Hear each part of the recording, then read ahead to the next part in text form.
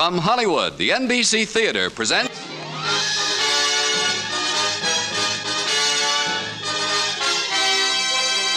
Screen Directors Playhouse, production The Killers, director Robert Siodmak, stars Burt Lancaster, Shelley Winters.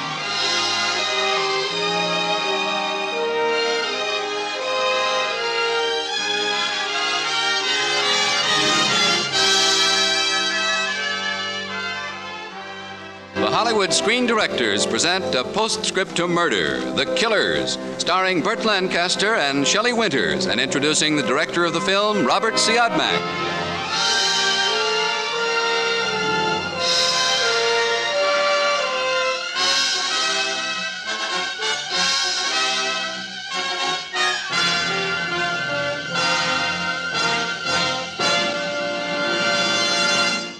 It's not always necessary to have lived a fabulous life in order to create fabulous motion pictures.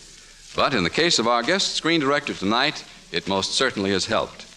At 19, he was a seasoned Shakespearean actor. At 20, director of the Dresden, Germany Stock Exchange. At 21, rich. At 23, broke again. At 24, he launched the brilliant motion picture career that was to bring him to Hollywood.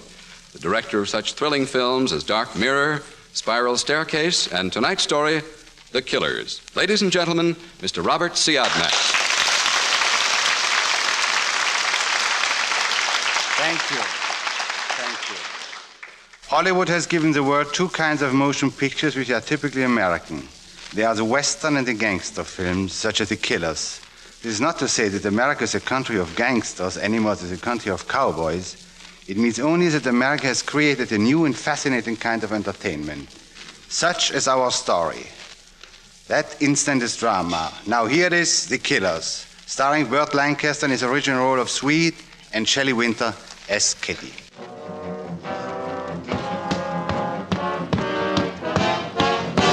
Swede! Hey, Swede! Swede, it's me, Nick. It's Nick. What are you doing laying down, Swede? You sick? No. Listen, Swede, I was down in George's diner when two hard guys came in looking for you. They said they were looking for you to kill you. I know. Then what are you laying here for? There's nothing I can do. Well, don't you want me to go and see the police? That wouldn't do any good. Couldn't you get out of town? I'm through with running away. But why? Why do they want to kill you? I did something wrong once. Thanks for coming. I just thought, well, okay. But they're coming looking for you, Swede. They're coming looking for you.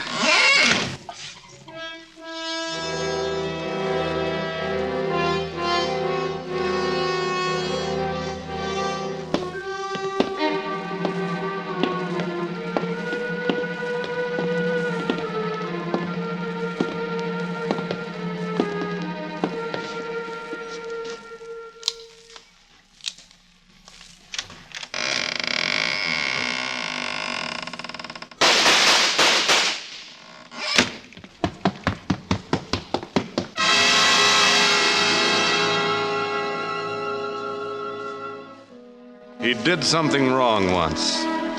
What? A gas station attendant murdered in an out-of-the-way town called Brentwood, allowing himself to be murdered, helplessly and without complaint submitting to extermination. Why? Why does a man come to such an abject end? Headquarters put me on the case because I had some college criminology and because I'd known Swede, the victim, back in the old days. This isn't the story of how we got Swede's killers. That's routine police work, and you've heard that story 1,000 times. What brings a man to such an end as Swede's? That's the important personal story, and this is it.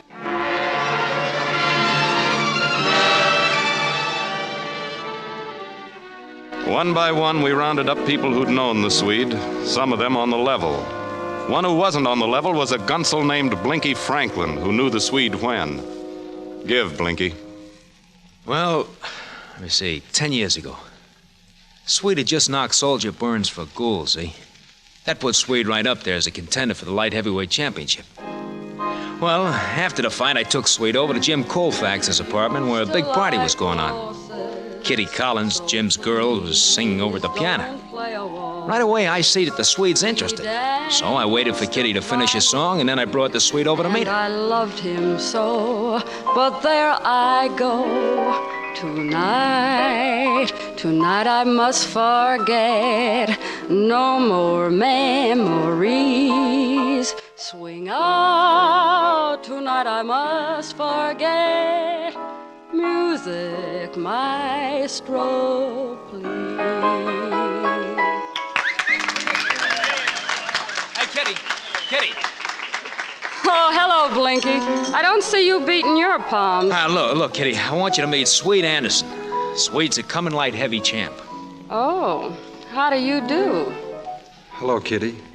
You two make yourself acquainted. I want to talk to some of the boys. So you're the next champion, Mr. Anderson? Do you like the fights? I'm afraid I never saw one. No kidding. I can't bear brutality. The idea of two men beating each other to a pulp makes me ill. Well, I don't get hurt. You're unusual, then. I'll go into some other racket before I let them knock me punchy. Really?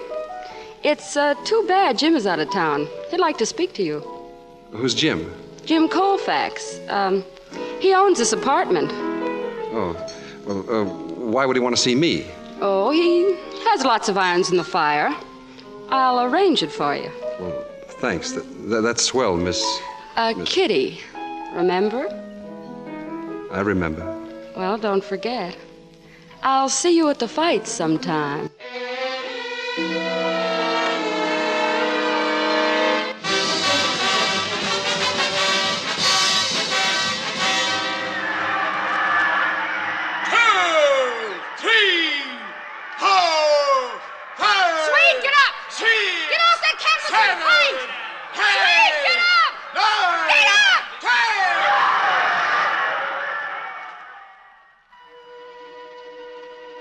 The Swede was finished.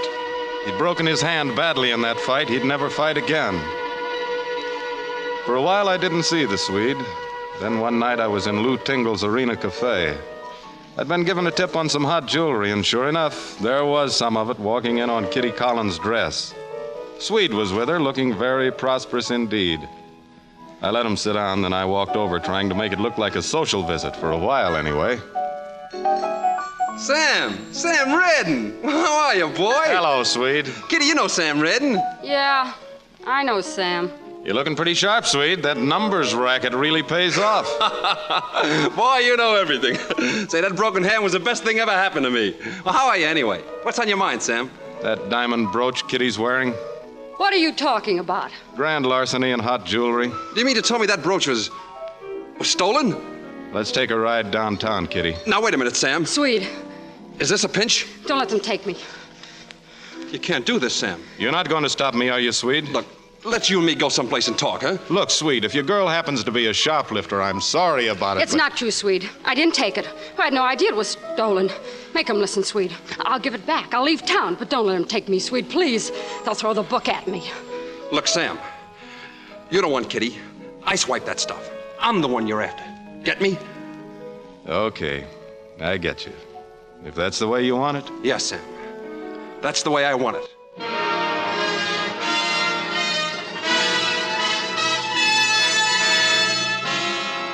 I pleaded with him to tell the truth, but he stuck to his story, and it got him 3 years.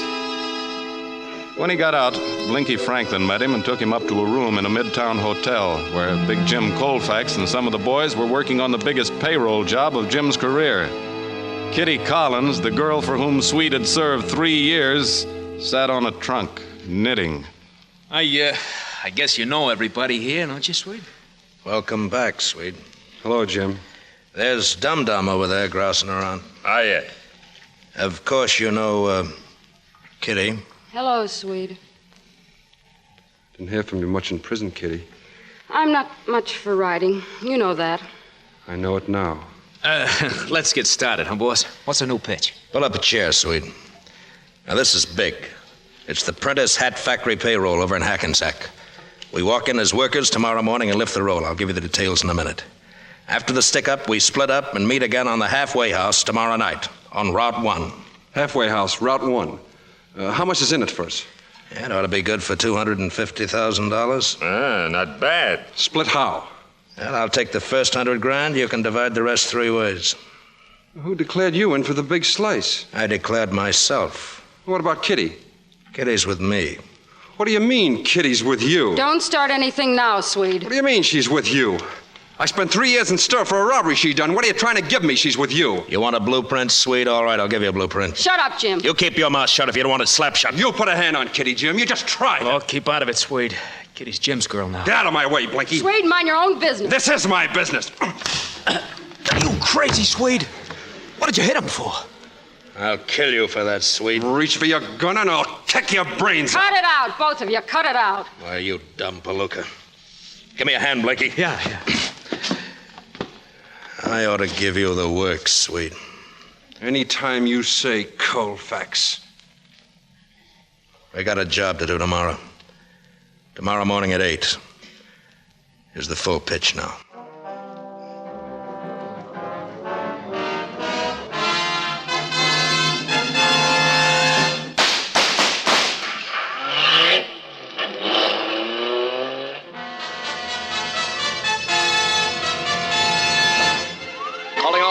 All cars watch roads leading from Prentice Hat Factory in Hackensack. Armed hold-up by at least 3 men, leaving hold-up scene in 3 separate cars. All cars proceed to Prentice Hat Factory at once. All cars, calling all cars, calling all cars.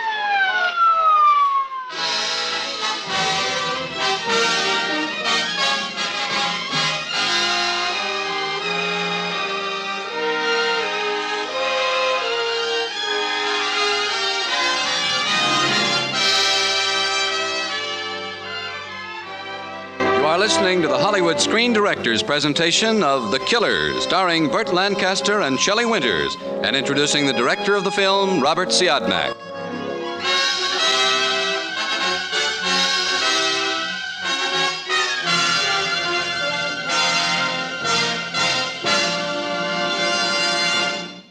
This is the concluding program in the present series. Beginning July 1st, the Screen Directors Playhouse will be heard on Fridays at 9 p.m. Eastern Daylight Saving Time. And now, back to the second act of tonight's production of The Killers.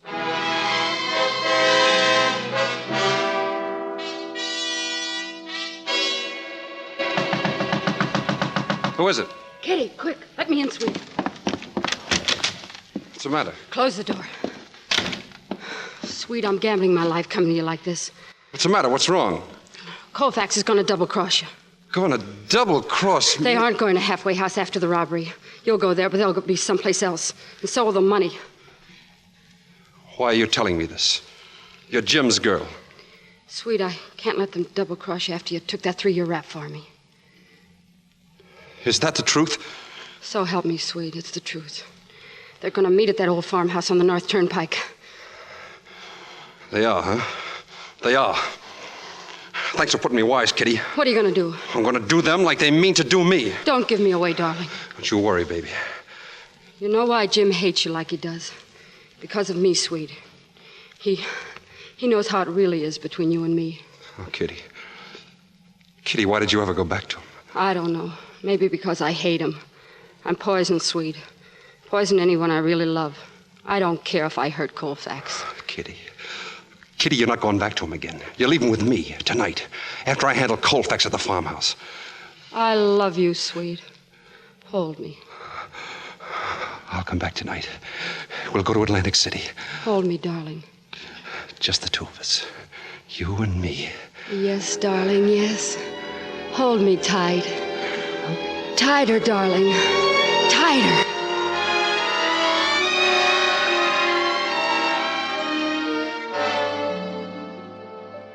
Boys, I'm tired of waiting for Swede to show up. I'll just take my money now. Shove me the suitcase, dum-dum. Let's start counting. Okay by me, boss. Start counting, Jim, so I can start counting. Okay, boys, hold it. Swede, what's the idea? Get your hands up.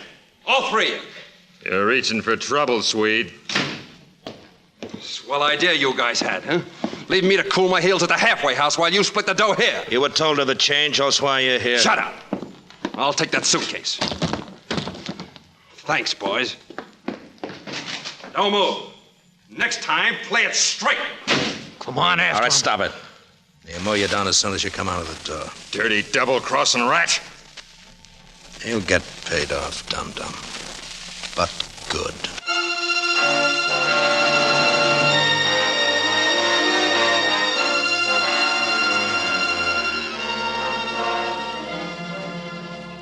Swede and Kitty escaped to Atlantic City with the $250,000. They stayed there for several days. Then, well, a woman named Queenie, a chambermaid at the hotel where they stayed, supplied us with the rest of that episode. Queenie? I was on night duty, turning down the beds. When I got to his room, 1212, I heard something smash inside. I went in, and that poor young man was a sight to behold. I'll never forget it. There he stood, a wild look in his eyes, half crazy, holding a splintered chair in his hand. Just as I came in, he threw it at the dresser mirror. Then he just stood there, like a big hurt kid. It was awful.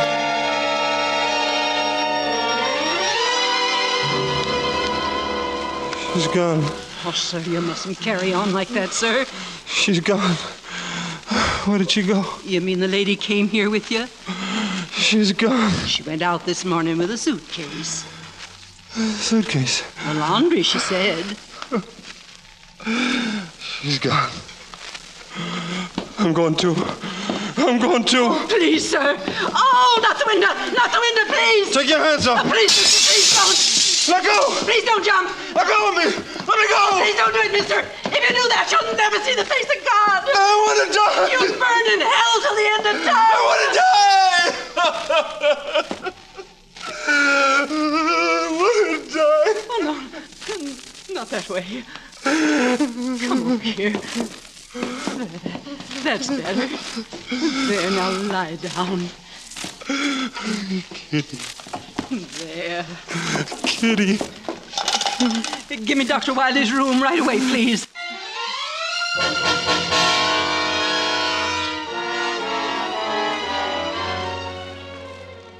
Swede never saw Kitty again. For 6 years, Swede Anderson dropped out of sight. Then one day, a heavy, sleek convertible rolled up on the gravel of a gasoline station in Brentwood, New Jersey.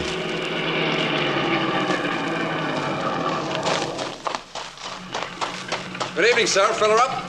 Yeah, I guess so, bud. Do you usually take Ethel? Ethel? Yeah. Yeah, Swede. Ethel. I must look Swedish. Everyone calls me Swede. This town got a name? Yes, sir. Yes, sir. What is it? Brentwood. Brentwood. Yes, sir. Yes, sir. Brentwood, huh? Yes, sir. Swede.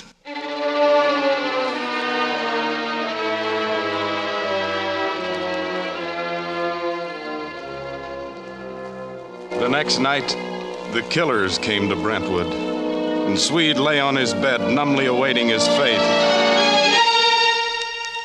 I did something wrong once. In someone's opinion, a blast of gunfire corrected that wrong. Swede had double-crossed Colfax, taken $250,000 from him, and then Kitty had taken it from Swede. It took some doing for us to get the details, but we got them. But not the final details. We needed Kitty for that. We got Kitty.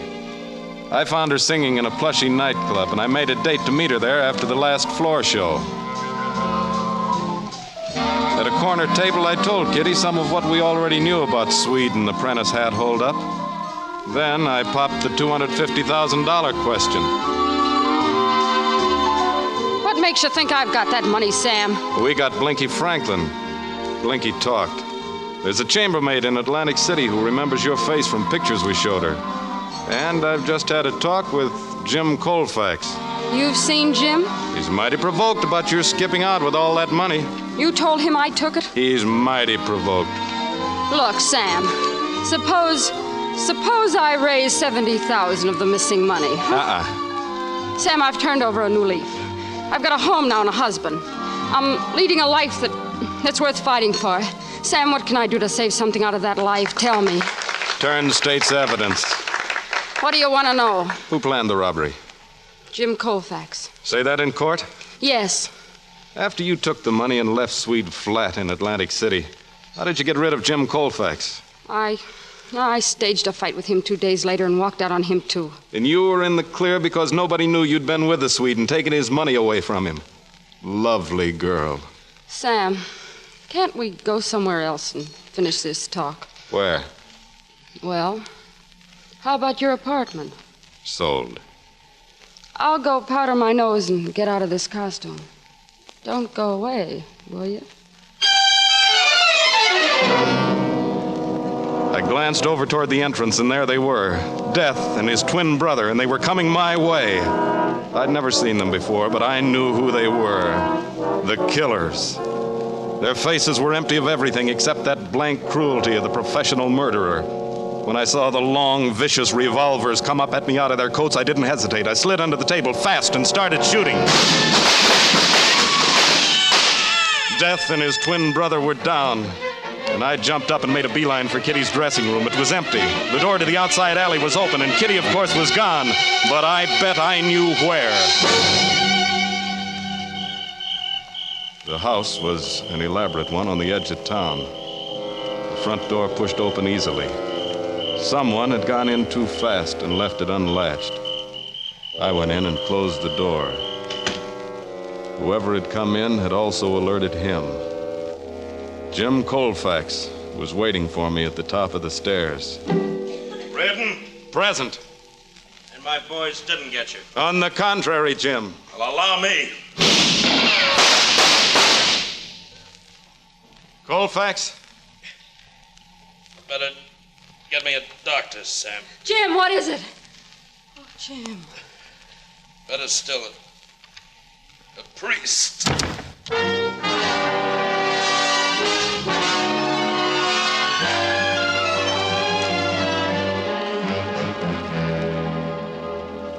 Oh, Jim. Jim, darling, I'm sorry. I love you, Jim. I know, Kitty. It wasn't your fault. Sam. Yeah, Jim. Tell me, how'd you figure it? Look, anyone can go to the Hall of Records and find out you and Kitty were married. You knew I was lying when I said I'd thrown Jim over. We know a lot of things, Kitty.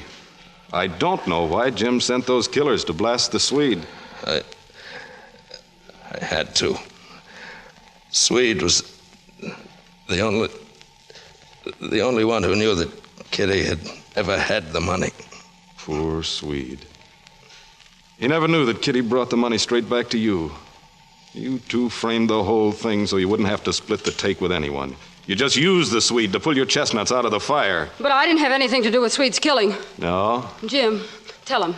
Tell him I didn't know about those gunmen. Jim, you're dying, so why not say it? Say Kitty is innocent. It's no use, Kitty. Say it. Say it, Jim. Say Kitty is innocent. Say it. It's no use, Kitty. Say it, say it, say it! He's dead.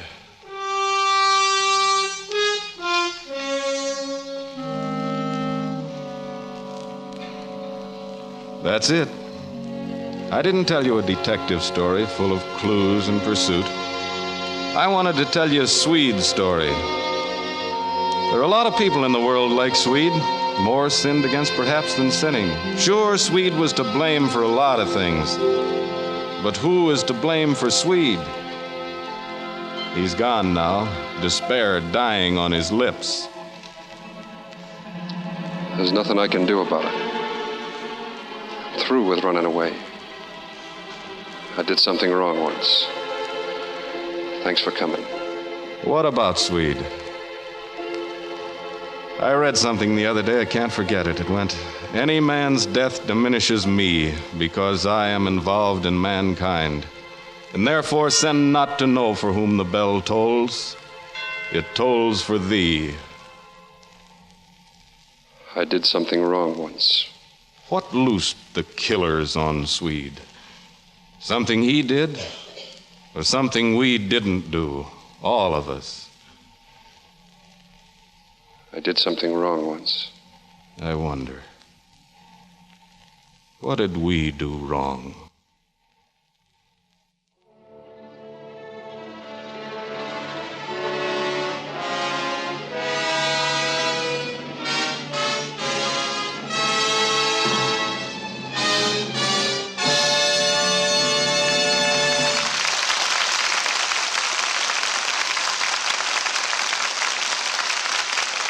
Our stars will return in just a moment.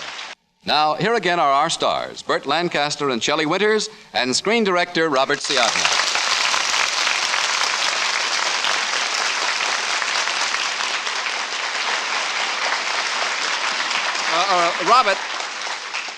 Robert, at the beginning of the program, you said that The Killers is a typical American film. Oh, yes, it is. Then tell me something. Why were you, with your European background, chosen to direct the picture? Oh, that's very simple, because I hadn't spent my life in America. Everything was new to me. I saw things that you don't see. Well, like what? Well, let me give you an example. When I first traveled across the United States, I came to a small town with a big sign. The sign said Coca-Cola. So I said to myself, I'm now in Coca-Cola, New Mexico. And then I came through Burma Shave, Arizona. See what I mean? And that's the way you became a director? Certainly, my dear Shelley. It's merely a matter of applied ignorance. Oh, no, it isn't, Robert. It's a matter of talent and skill and cultural experience. And I guess being born in Europe is kind of an asset. Oh, please, I wasn't born in Europe. My first years I spent in the United States. No kidding. Well, what's your hometown? Why, can't you tell by my accent? Well... Robert, forgive me, but no. Somehow I just can't place it. Well, I tell you, Memphis, Tennessee. You were born in Memphis? Well, certainly. Listen, I'll prove it to you. Good night, you all. Good night, Colonel. Good night. And good night to you, Burt Lancaster, Shelley Winters, and Robert Siadna. Included in tonight's cast were Sam Edwards, Tony Barrett, Frank Gerstle, Bill Conrad, Gwen Delano, Clark Gordon, and Dan Riss. The Killers was adapted for radio by Milton Geiger, and original music was composed and conducted by Henry Russell. Production was under the supervision of Howard Wiley, associate producer Bill Karn. Your announcer has been Frank Barton.